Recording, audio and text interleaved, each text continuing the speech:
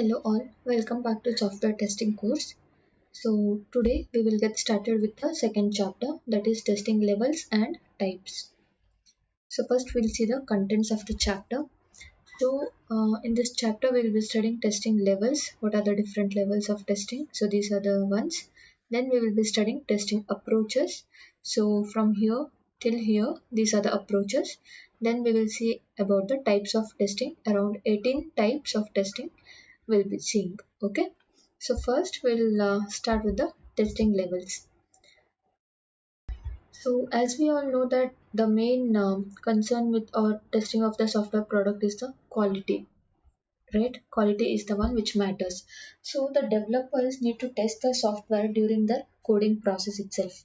Say for example, if they do not do not test the software like their unit or basically the code whatever they have developed, they won't test it, or say suppose the modules whichever they have developed, they won't test it and they simply integrate it and then give for the testers to test it.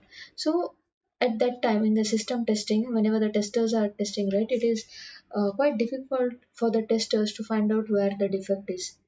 So after the software is developed, different types of testing have to be done, keeping in view the functional and non-functional requirements of the software. Okay, so during the design stage, what will happen is the software will be divided into units, right? And these units will be developed by the developers. So this is divide and conquer strategy to make the life simple. That means you divide the entire project into small components, and then what you do, you after dividing you develop it and then you integrate it so that you'll have a whole project. Okay, so while testing also, it is not good to combine all the units into modules and all the modules into a system in one shot and then start testing the entire system. So the practical approach is to like divide and conquer. That means divide the testing process into different levels, right? So as you can see in the diagram, so this is similar to your V model, right? The phases, it is same as your V model. So what you do is like you start with the component or the unit testing. Like this will be done by your developers. Then you have the integration testing again by the developers.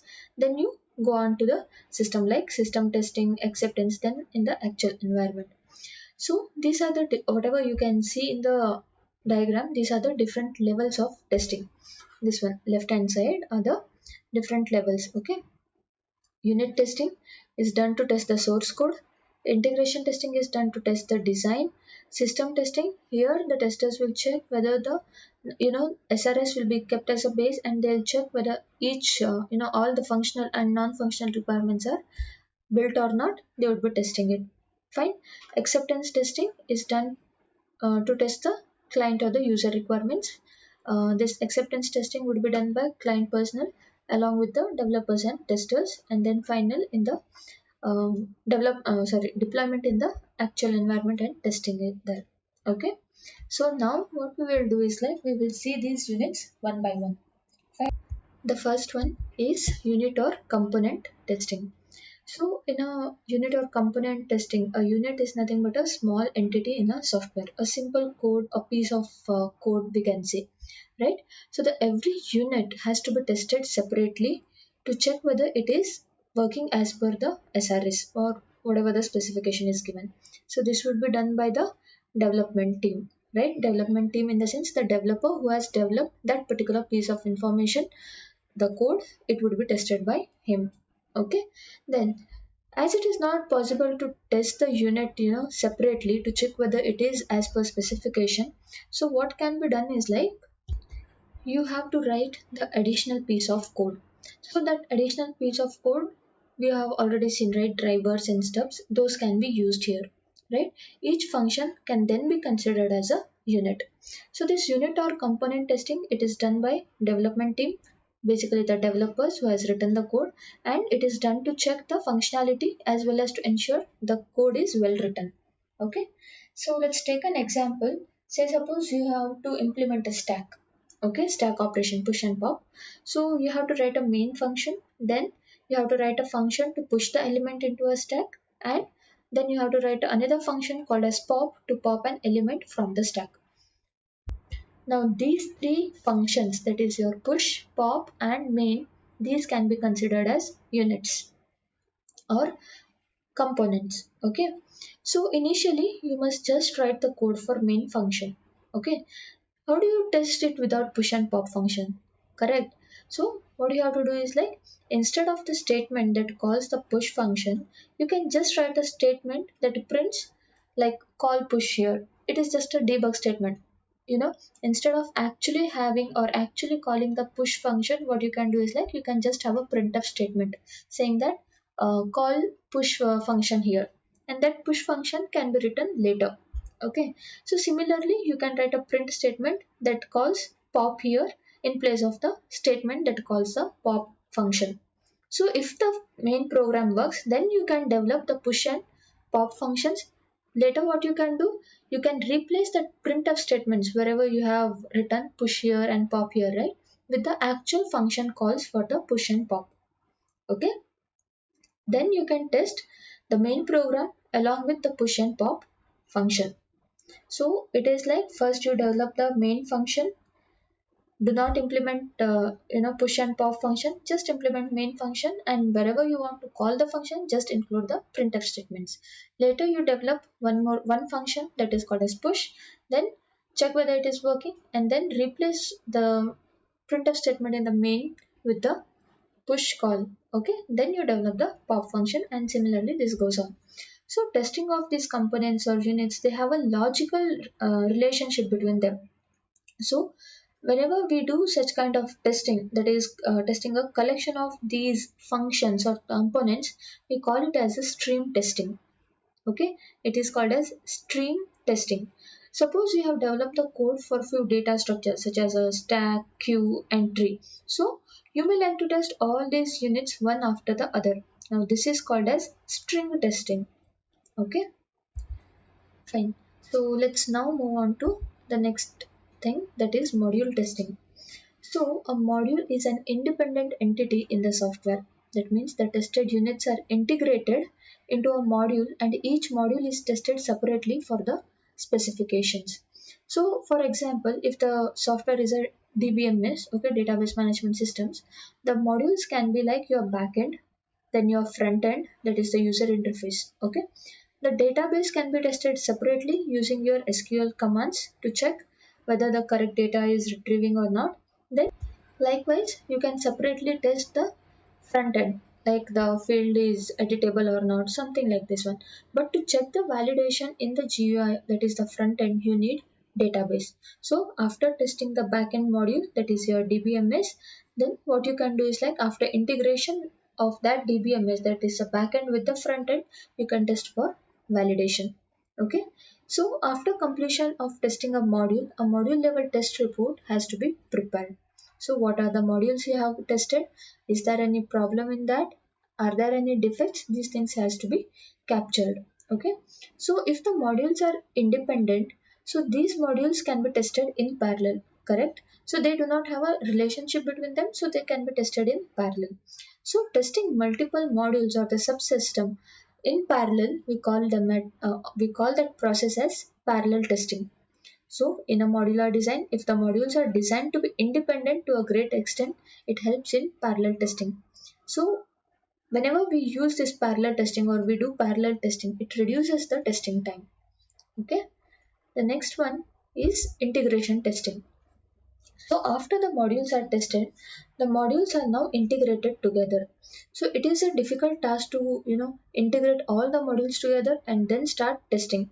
Why? Because it would be very difficult for you in debugging. The integration has to be done systematically by incremental building and testing in steps. So again we have divide and conquer here. Okay. So during integration testing, a systematic approach has to be followed. So we need to identify which modules can be integrated first.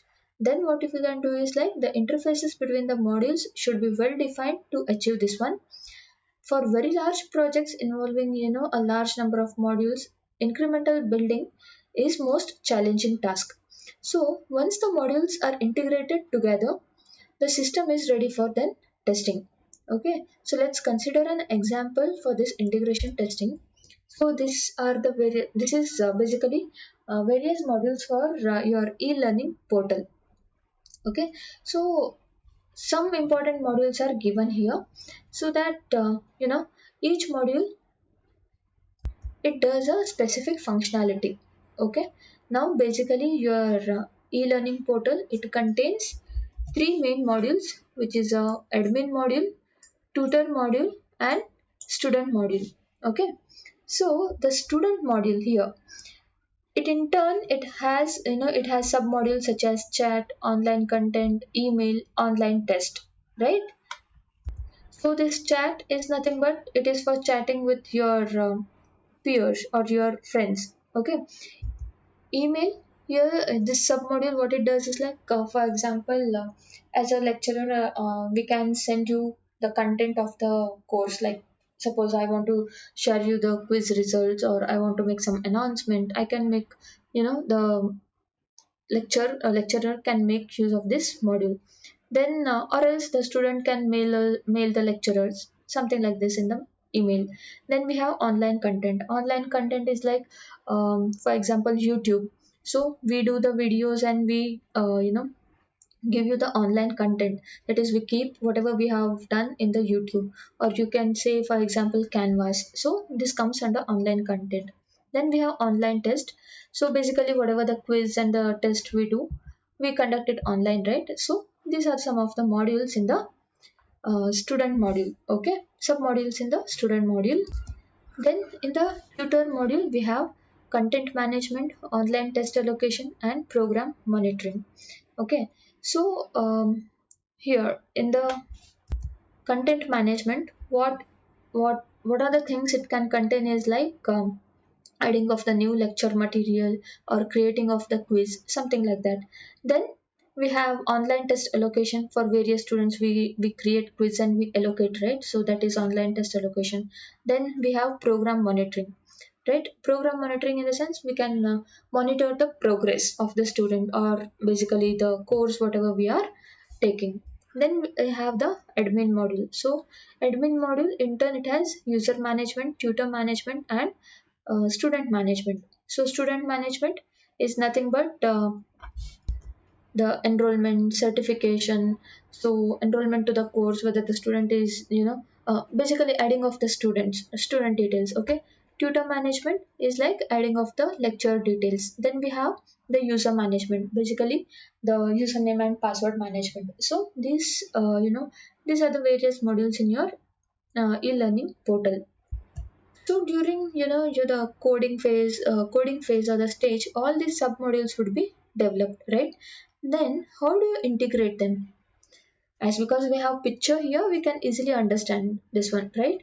So you can start integrating the sub modules of the student module first, then build the complete this build the complete student module first and then test it. Similarly, what you can do, you can integrate the sub modules of the tutor module, then integrate with the tutor module and test all of them. Likewise for the admin module, right? So if you do like this, after each of the modules is tested to a great extent, we have to integrate this admin module, tutor module along with this student module. So whenever these three modules are integrated, then we have the complete portal or the system, right? So for testing this integration, so we can make use of either bottom up approach or top down approach. Like this one, bottom up is like testing the sub modules first and integrating it with the main module, or the other way. Top down is like first test the tutor module, then its sub module, something like this.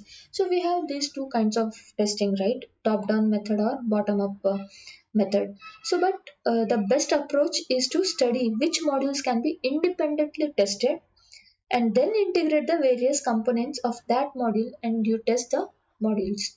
Okay, so even if we have top down and bottom up approach, the best approach here to test the integration is like identify the modules which are or which can be tested independently, then you can integrate with the other components. Fine. So next we will talk about system testing. So once all the modules are integrated, now you have the entire system ready. You have the full-fledged system. So on top of that, you can start testing. So then how do you start with the system testing? So to start with, the system has to be tested for its functionality. So how can this be done? So this can be done by going through your SRS document for each requirement, carry out the test case design, execute the test cases, and then you compare your expected results with the actual results. So this functional testing, it differs from application to application, correct? So this functional testing is, for example, healthcare function is different from banking, right? So this differs functionality. So hence application, for any application you should have a domain knowledge. It is must for the test engineers. Okay. Say for example, if you are, say suppose you are an expert in testing a telecommunication domain, application in the telecommunication domain. So that does not really mean that you are a great tester in healthcare domain. So domain knowledge is important while testing the system. Okay. So, in addition to your functional testing, the system, whatever the application you are testing, it has to be tested for non-functional requirements as well. The non-functional requirements, such as your performance requirements, portability, security, safety. So, these all things again has to be tested in the system testing itself, and this is done by the testers. Okay. Next, we have acceptance testing. So once the system is completely tested by the testers, the software has to be approved by the customer, right? So there might be a confusion here. So you might think that okay, the testers have tested the software, now it can be directly deployed onto the client environment. No, this is not the case. In between we have this acceptance testing. So what will happen here is that the customer will carry out a rigorous testing, called it as acceptance testing, and if there are no errors or defect found, then the customer, he will say that this is approved or the project can be deployed now. Okay, so once the successful deployment, you will get your money and all. Okay, so this acceptance testing can be done at the either at the developers development organization premises or the client premises. That means either the either the client person, one of the client representatives, I would say, they would be testing the actual software in their environment or whatever the credentials which is shared by the developers environment. So either of them can be done. Okay, so we need to be very careful about this testing phase and do a rigorous planning to achieve success in the first round itself. So if we encounter problems during this testing, then the customer or the client would be unhappy, and the next time they would do the rigorous testing. Okay. So next we will talk about, or we'll see the stages of testing. So yeah, as you can see in the diagram, first you develop a unit or you code a unit, and once you have multiple units, combine them, that would form a module. Do the module testing. Whenever you have multiple modules, combine them, that would form, or whenever you combine modules or integrate the modules, you would be doing subsystem testing or integration testing. And once you have multiple subsystems ready, what you can do is like you can combine them, and on top of that you can do a system testing. And the last one is the acceptance testing, which would be done on the system, right? So this is a simple diagram for stages of testing. And next we will see about level of testing and corresponding test plans. Yeah. So whenever you do any kind of testing, maybe unit, acceptance test, whatever the kind of testing you do, so you have to create a test plan for it, and then you have to prepare a report. Okay. Report in the sense what is the outcome of that testing, and test plan is like how you are gonna plan for that particular stage. Okay. So as you can see in the diagram, so first you create a unit test plan, that is the developer, they'll create a plan like for whatever they have coded, right? For that particular program, what are the test cases that is needed when they have to finish it? So something like that, they'll create a plan and then they'll start the unit testing. So once the unit testing is done, and say suppose if there are any defects and all, they'll fix them, and then they combine multiple units which forms the module. So for doing the module test, you should also have a module test plan. The same thing here, who is responsible for doing the module test, what are the requirements here. So all these things will be captured in the module test plan. So once the module test is done, you integrate multiple modules. On top of that, you what you do a integration testing. For integration testing also, before starting, you should have the integration plan here. Okay. So once you have multiple modules or integrated modules are there, so you can combine all those modules into a system. So once the system is ready, once your application is ready, you have to do a system test on that. And for system testing, we need the SRS as well as the system test plan. Okay. So once system testing is complete, next you do the acceptance testing. And for the acceptance test, the client requirements are necessary as well as the acceptance test plan is necessary. Okay. Next, we will talk about different types of acceptance testing. So there are four types of testing. The first one is user acceptance testing. So here what will happen is that so this is carried out at the developers or users premises or your customers premises based on the acceptance test plan.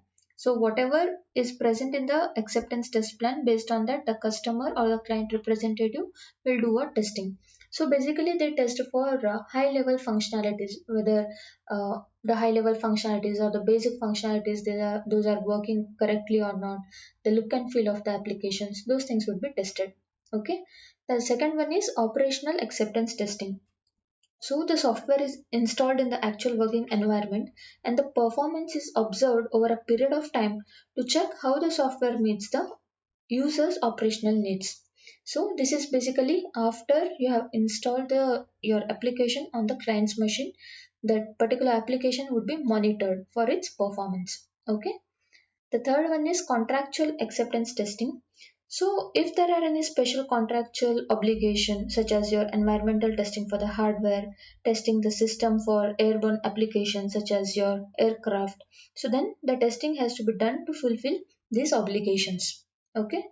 The last one is regulatory, or it is also called as conformance testing. So the software may be required to conform the international standards or it has to meet some regulatory government requirements. So in such cases, the necessary testing is done to check whether your application or the software it fulfills all those requirements. So this testing may be done at the third party laboratories or government laboratories. Okay. So this is all about acceptance testing. So that's it for today. We'll conclude our session. Thank you.